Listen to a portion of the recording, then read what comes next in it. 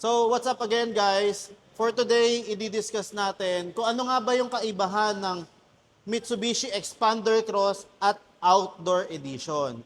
So, tatalakayin natin yung mga dinagdag natin na mga accessories sa Outdoor Edition na Expander natin. So guys, basically, ang Outdoor Edition natin ay modified version ng Expander Cross. So may mga ilan tayong mga dinagdag na mga accessories, mga camping gears natin para maging outdoor edition ng ating Expander Cross. So guys, simulan natin dito sa harap. Actually dito sa harap, identical sila.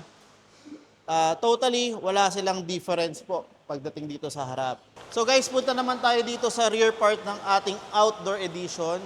So makikita nyo, ang ating rear spoiler ay mas pinalaki na po, mas pinaganda at mas maganda ang ating aerodynamic sa ating expander. At makikita nyo, meron din po tayo ditong rear cladding sa ating tailgate. So nagbibigay siya ng mas rugged look sa ating Expander Cross Outdoor Edition. At hindi lang yan, meron din tayong rear bumper protector para kung magkakarga tayo ng mga ating mga bagahe, ay hindi basta-basta magagasgasan or madadamage ang ating rear bumper. At guys, meron din tayo ditong mudguard sa ating gulong. So yan din po yung isa sa dinagdag dito sa ating Outdoor Edition. And guys, meron din tayo mga Ogawa camping gears na kasama pag nag-avail kayo ng Outdoor Edition. So ito, papakita ko sa inyo guys. Meron tayong tarp tent, foldable chair, table, yung cases niya. Ito naman po yung binanggit natin kanina, yung rear bumper protector, mudguard, tailgate garnish, tailgate spoiler.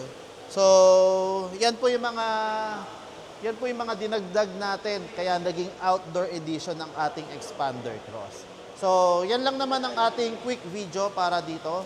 And guys, bago makalimutan, ang SRP pala natin para dito sa Expander Cross Outdoor Edition ay 1,393,000 and ang ating lowest down payment na pwede makuha dito ay 69,000 all-in down payment at meron din kasama yan ng mga exclusive freebies na umaabot ng 25,000.